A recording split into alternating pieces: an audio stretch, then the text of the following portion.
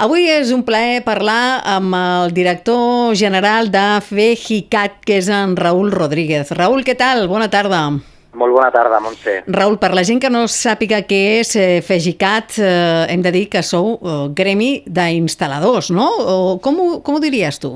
Sí, és la Federació de Gremis d'Instal·ladors de Catalunya. És a dir, som una entitat que aglutina a 19 associacions territorials de Catalunya i que aquestes a la vegada representen a unes 5.200 empreses instal·ladores. Quan parlem d'instal·ladors, a vegades pensem n'hi ha molts, n'hi ha pocs, n'hi ha professionals, no n'hi ha. Tenim professionals instal·ladors elèctrics suficients al nostre país? No, de fet hi ha un desequilibri en el mercat laboral impressionant. Nosaltres com a FEGICAT hem realitzat un estudi amb més de 1.000 empreses instal·ladores i el que ens diuen és que a dia d'avui estaríem en disposició de contractar 18.000 treballadors qualificats, però no perdem de vista que estem en un moment en què la transició energètica s'ha de donar a terme i tenim uns objectius de desenvolupament sostenible de cara al 2050 i el nostre estudi calcula que de cara al 2050 necessitarem prop de 120.000 treballadors, amb la qual cosa, doncs, imagina't, no? 18.000 treballadors que podrien contractar les empreses instal·ladores a dia d'avui i 120.000 treballadors que necessitarem de cara a 2050. I què ha fet que no hi hagi gent que hagi estudiat per fer o treballar d'instal·lador elèctric? Aquí hi ha diversos vectors que al final han acabat amb aquesta situació. De fet, és un aspecte que nosaltres estem denunciant i estem dient que passaria des del 2018. O sigui, ja fa uns quants anys. Això ho dèiem a la Direcció General de Formació Professional, però també a la Conselleria d'Empresa i Treball a nivell de Generalitat de Catalunya. Per una banda, el Departament d'Ensenyament no ha fet els deures en tots aquests anys.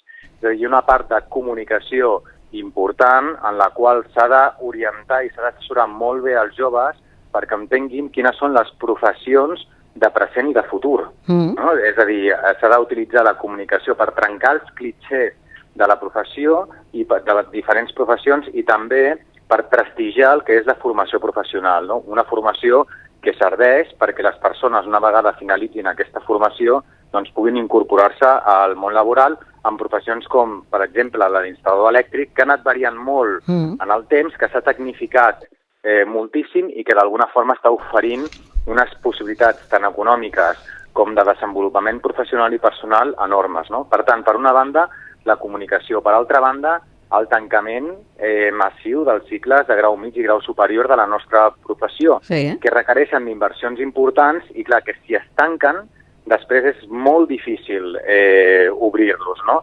La manca d'inversions en la formació professional i que al final el discurs de la formació professional i de potenciar-ho està molt bé, però fa falta que tothom, tota la societat, es cregui realment que hi ha aquí una oportunitat, però els primers que haurien de predicar amb l'exemple és el nostre govern, no? I amb polítiques actives que realment ajudin a potenciar aquesta part. Però diguéssim que és una suma de factors. Clar, perquè després passa el que passa, no? Que vols trobar o buscar un instal·lador i realment no sabem què hi ha darrere d'aquell instal·lador, no? Que ha estudiat, que no... Entens el que et vull dir, no? I després passen coses que no haurien de passar, no? A veure, el primer que ens hem d'assegurar sempre és que la persona que contractem per fer unes determinades feines sigui una persona habilitada per la Generalitat de Catalunya, és a dir, que tingui unes habilitacions per poder treballar del que nosaltres li estem encarregant, ja sigui una instal·lació elèctrica, una instal·lació de climatització, i diguéssim, la primera pedagogia que hem de fer és amb nosaltres mateixos a l'hora de contractar, perquè la responsabilitat final del que passi a casa teva al final acabarà sent teva.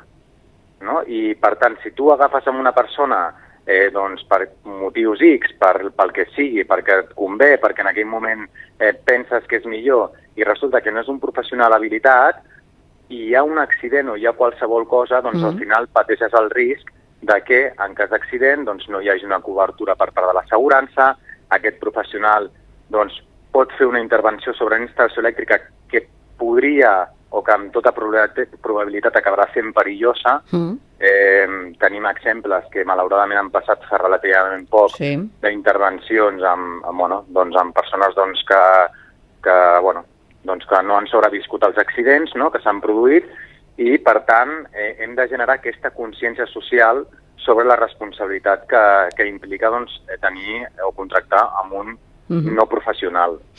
Raül, el fet de que FGCAT hagi assolit aquesta fita històrica a l'aconseguir que en l'àmbit nacional es classifiqui l'ocupació d'instal·lador elèctric com a ocupació de difícil cobertura, imagino que això us permetrà i facilitarà la contractació al país d'origen de perfils professionals amb capacitats per a poder desenvolupar aquesta tasca d'instal·lador.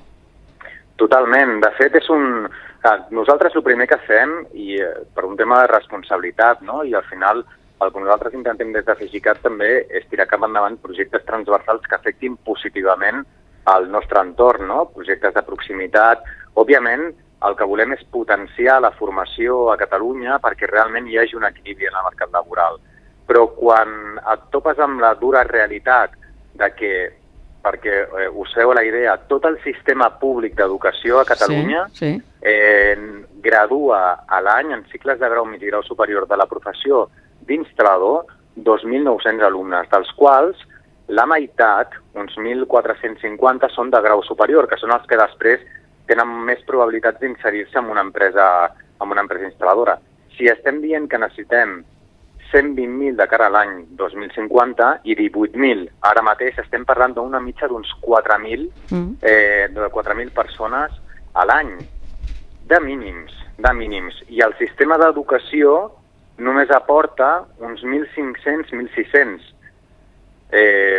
de persones, de les quals moltes d'elles al final s'acabaran inserint en grans empreses que són aquelles que tenen convenis de formació professional dual amb els diferents instituts, no? Per tant, hem de trobar una via per donar solució a una situació que al final acaba afectant també a tota la societat. És a dir, el fet que hi hagi un desequilibri en el mercat laboral, també això afecta a les persones que contracten els serveis d'una empresa instal·ladora. Per què?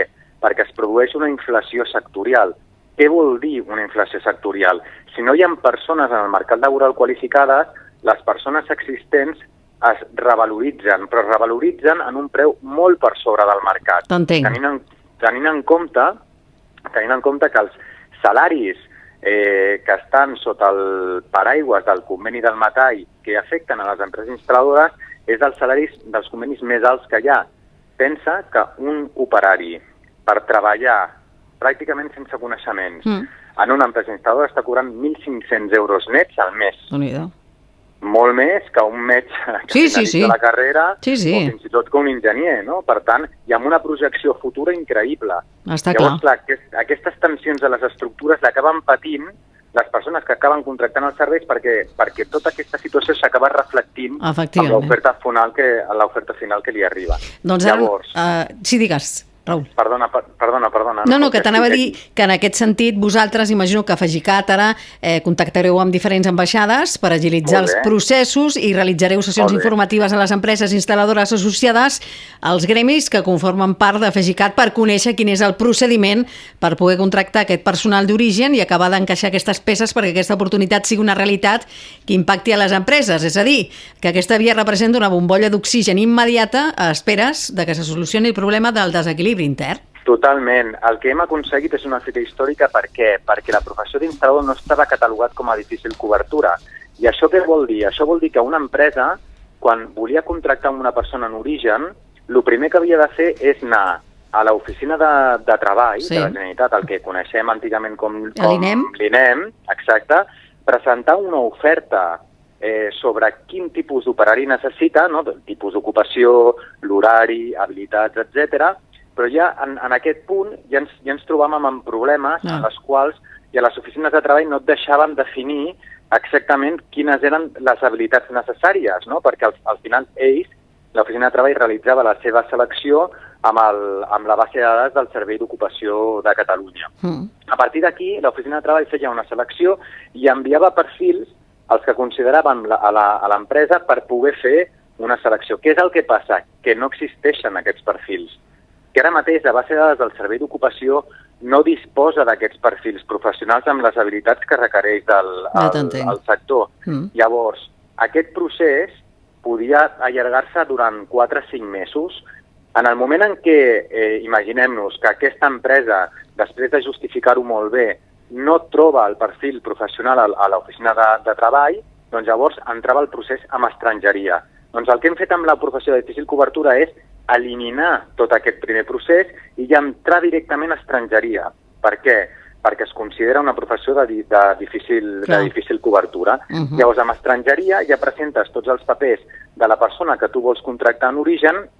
Ara, això és una barrera que hem trencat de 4 a 5 mesos impressionant, però ara també hem de tenir present que tot aquest procés amb estrangeria, i això és un tema que depèn de la Generalitat de Catalunya i a la vegada també de l'Estat, però principalment de la Generalitat de Catalunya. Per què? Perquè les competències amb estrangeria estan traspassades, és a dir, a nivell d'estrangeria hi ha 2 permisos, el permís de treball i el permís de residència.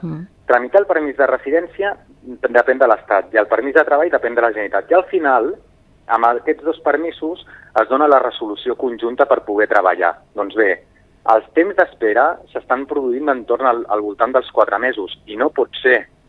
No pot ser. No ens podem permetre, com a país, tenir 4 mesos d'espera per contractar una persona en origen quan tenim la situació que hi ha. Per tant, des de FEGICAT el que estem treballant ara és perquè aquests terminis es redueixin al màxim possible.